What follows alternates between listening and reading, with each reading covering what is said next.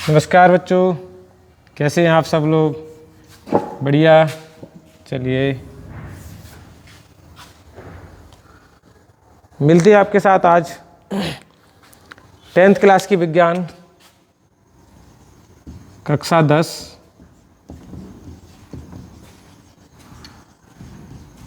विज्ञान। इसका जो पहला पाठ है वो है आपका रासायनिक अभिक्रियाएं एवं समीकरण। पाठ का नाम क्या है? रासायनिक अभिक्रियाएं एवं समीकरण।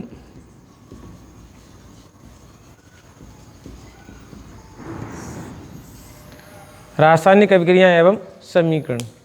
देखिए क्या है ये कि प्रकृति में जो पदार्थ हैं, जो घटनाएं हैं, वो जितनी भी घटनाएं पदार्थों के साथ होती हैं वो सभी घटनाएं अभिक्रियाएं कहलाती हैं। और अभिक्रियाओं में जो रासायनिक पदार्थ भाग लेते हैं या रासायनिक पदार्थों के साथ होती हैं उन्हें हम रासायनिक अभिक्रियाएं कहते हैं। क्या कहते हैं? उन्हें रासायनिक अभिक्रियाएं कहते हैं। तो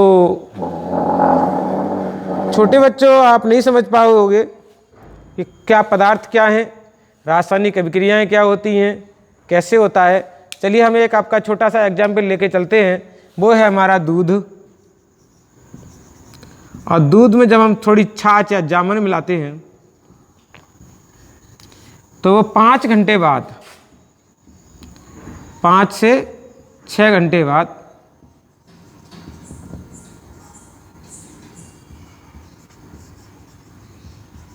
दही बन जाता है। यानी क्या हो गया हमारा? दूध में जब जामुन या छाछ मिलाते हैं तो 5 से 6 घंटे बाद वो दही बन जाता है।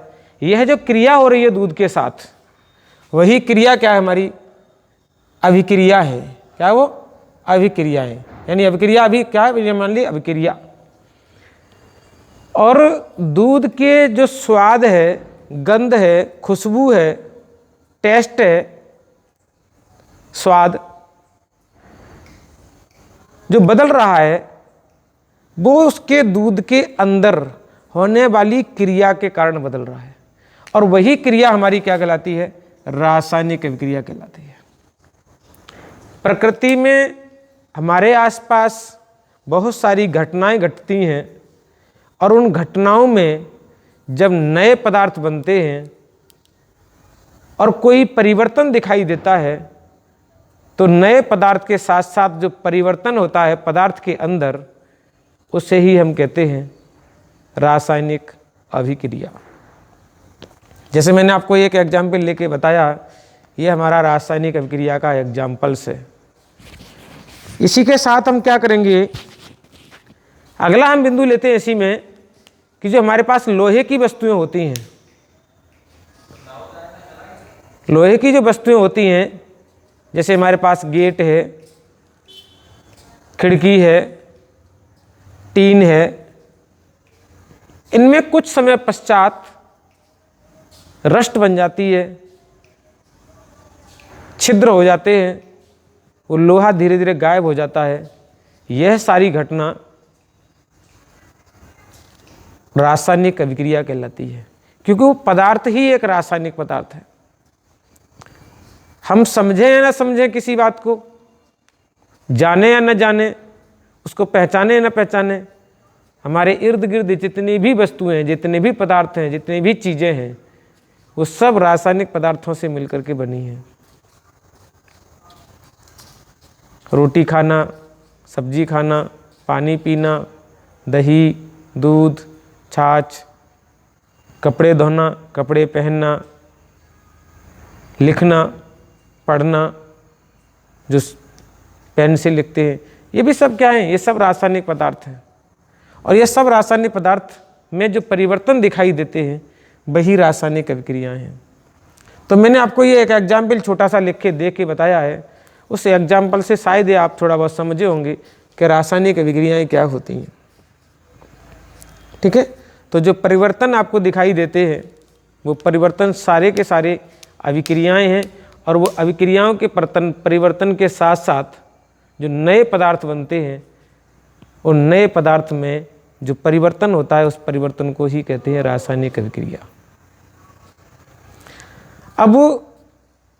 अब आप समझ लिए आपके चारों ओर, आपके दैनिक जीवन में, आपके घर में क्या क्या ऐसे परिवर्तन हैं जो आपको देखने को मिलते हैं, वो सब रासायनिक पदार्थों के अंतर्गत हैं। एक एग्जाम्पल और ले रहे हैं हम। मोमबत्ती को जब हम जलाते हैं, मोमबत्ती को जलाना एक रासायनिक परिवर्तन है। कैसा है? रासायनिक अभिक्रिया है, रासायनिक परिवर्तन है। मोमबत्ती को जलाना रासायनिक परिवर्तन है, सिलेंडर की गैस को जलाना एक रासायनिक परिवर्तन है, दूध को जो गर्म कर रहे हैं, पानी को हटा रहे हैं, वो भी एक रासायनिक परिवर्तन है, दूध से दही बना रहे हैं, वो भी एक रासायनिक परिवर्तन है, दही से मक्खन निकाल रहे हैं, वो भी एक रासायनिक परिवर्तन है, और दूध को जला रहे हैं, वो भी एक रासायनिक परिवर्तन है, घी को जला रहे हैं, वो भी एक रासायनिक परिवर्तन है, अगरबत्ती को जला रहे हैं, वो भी एक रासायनिक परिवर्तन है। जो चीज़ खत्म हो रही है, जिससे नई चीज़ प्राप्त हो रही है, वो रासायनिक परिवर्तन है। तो कितने रासायनिक परिवर्तन हम आपको बताएं, ये बहुत सारे रासायनिक परिवर्तन आपको देखने को मिलते हैं। आगे क्या है? आगे जो कह रहा है वो रासायनिक समीकरण। यहाँ क्या है? समीकरण। समीकरण का मतलब है जो हमारे इर्द गिर्द, जो हमारे आसपास परिवर्तन हो रहे हैं, उन्हें इस क्रम में लिख देना, यानी शब्दों के रूप में लिख देना या उन्हें संकेत के रूप में लिख देना, वो हमारा क्या कहलाता है? रासायनिक समीकरण कहलाता है। क्या कहलाता है? रासायनिक समीकरण कहलाता है। जैसे मैंने अभी कहा कि दूध में जब जामन मिलाते हैं, छाछ मिलाते हैं, तो दूध 5-6 घंटे बाद और कुछ गर्मी, रूम टेम्परेचर, कमरे के ताप पर रख दें तो वो 5-6 घंटे बाद दही में बदल जाता है। ये सारी बात जो हमने इतनी बड़ी कहानी कही है, अभी जो शब्दों में बताई है, उस शब्दों में कहानी को हमने टुकड़ों में तोड़ दिया। दूध प्लस जामन, 5-6 घंटे का समय बराबर हमें क्या मिल गया? दही मिल गया। अगर इन्हीं को हम क्या करें? संकेत में लिख दें, दूध को संकेत में लिख दें, जामन को संकेत में लिख दें, समय तो हमारे पास है, हम उसको नहीं लिख सकते, और दही को भी हम संकेत में लिख दें, तो हमारा जो परिवर्तन आएगा वो परिवर्तन एक रासायनिक समीकरण कहा जाएगा। जो संकेत जिस तरीके से हम उनको पहचानते हैं वो रासायनिक समीकरण कहे जाएंगे। ठीक है, अब कुछ ऐसा एग्जाम्पल लेके चलते हैं जो रासायनिक पदार्थों के साथ क्रिया होती है। वो आपके किताब के अंदर है मैग्नीशियम।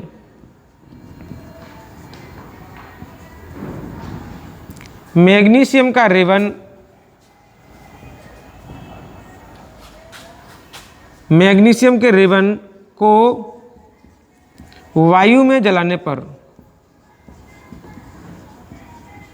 मैग्नीशियम के रेवन को वायु में जलाने पर मैग्नीशियम का ऑक्साइड बनता है। मैग्नीशियम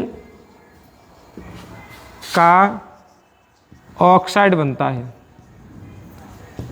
ये तो हमने लिख दिया, फिर भी लिख दिया ऑक्साइड बनता है। यहाँ क्या कह रहे हैं? मैग्नीशियम की राख बनती है। क्या कह सकते हैं? मैग्नीशियम की ऑक्साइड उठा के क्या लिखेंगे? मैग्नीशियम की राख बनती है। अब जो मैग्नीशियम की राख है, जो मैंने अभी इतनी 1-2 लाइन में जो बातें लिखी हैं, उस बात को हम क्या करेंगे? शब्दों के रूप में कहेंगे। तो मैग्नीशियम का हमारे पास संकेत क्या है? मैग्नीशियम का संकेत है Mg, प्लस वायु का संकेत क्या है? O2, है ना? वायु में होती तो नाइट्रोजन भी है, कार्बन डाइऑक्साइड भी होती है, जलवाष्प भी होती है, लेकिन क्रिया करने वाला जो भाग है वो ऑक्सीजन है। क्या कर रहे हैं? यहाँ पर लिख दें जलाने पर। जब जलाएंगे तो क्या बनेगा? MgO बनेगा, मैग्नीशियम का ऑक्साइड बनेगा, जैसे मैग्नीशियम की राख कहते हैं।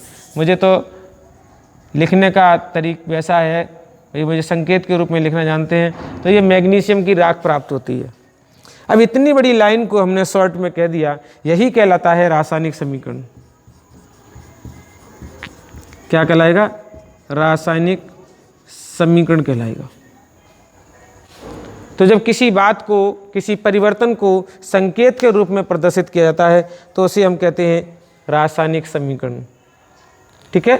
और रासायनिक समीकरण लिखना, उस रासायनिक समीकरण को लिखने के लिए हमें जो शब्द हैं, जो रासायनिक पदार्थ हैं, उनके संकेत आने चाहिए। एक एग्जाम्पल ले रहे हैं हम दूसरा। अगला एग्जाम्पल हमारे पास क्या है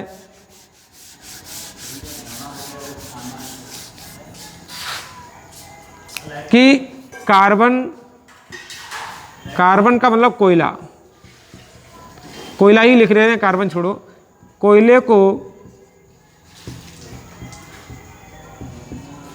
वायु की उपस्थिति में, वायु के साथ जलाने पर कार्बन डाइऑक्साइड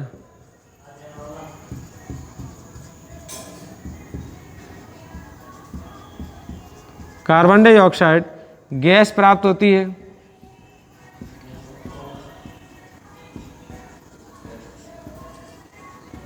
और ऊष्मा प्राप्त होती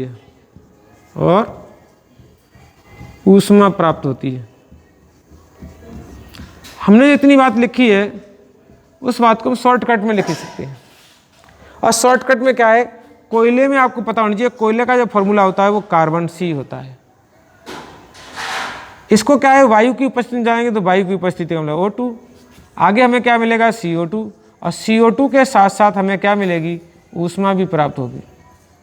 तो जब हम अपने दैनिक जीवन में जब हम कोयले को अंगीठी पे जलाते हैं तो जलाने पे क्या होता है, लौ निकलती है, वो कार्बन डाइऑक्साइड होती है, और उसके साथ साथ आपको क्या मिलेगी, ऊष्मा प्राप्त होगी। तो इस बात को जब हम क्या करेंगे, संकेत में लिखेंगे तो उसे कहते हैं रासायनिक समीकरण लिखना। यानी किसी बात को, किसी परिवर्तन को संकेत के रूप में प्रदर्शित किया जाए तो उसे हम क्या कहते हैं, रासायनिक समीकरण कहते हैं। रासायनिक समीकरण में दो बातें बहुत प्रमुख होती हैं। एरो से जो पहले लिखा जाता है उन्हें कहते हैं हम अभिकारक, और एरो के बाद जो लिखे जाते हैं वो सब होते हैं उत्पाद। तो ये तीर लगाना जरूरी है। अब जरूरी ये नहीं है कि तीर ही लगाया, इसका मतलब ये क्रिया जो है वो इधर से इधर की ओर जा रही है। तीर नहीं लगाते कोई बात नहीं, हम दोनों ओर क्या कर सकते हैं, बराबर का निशान भी लगा सकते हैं। तो ये हो गया LHS लेफ्ट हैंड राइट, और ये हो गया RHS right hand side. Left hand side की साइड जो है वो RH हैंड साइड की साइड के बराबर होनी चाहिए। तो इस तरीके से हम क्या लिखेंगे, रासायनिक समीकरण लिखेंगे। ठीक है। तो आज इतना ही, कल आपको अगले वीडियो में बताएंगे इसके बारे में। उसमें आएगा आपका संतुलित रासायनिक समीकरण का लिखना या उसके महत्व। अगला टॉपिक आप कल देखेंगे कौन सा, अभी नोट कर लें। कल आप मिलेंगे इसी वीडियो के साथ में, इसी टॉपिक के साथ। कल हम आपको समझाएंगे रासायनिक समीकरण को संतुलित करना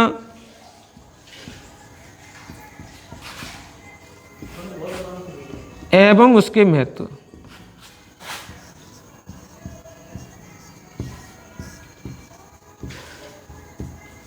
ठीक है।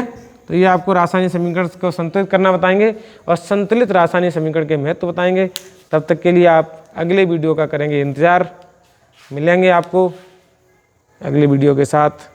बने रहे हमारे Baghel sir chemistry YouTube channel में, जहां आपको 10th क्लास की विज्ञान पढ़ने को मिलेगी। हमारे चैनल को देखते रहें, लाइक शेयर और सब्सक्राइब करते रहें।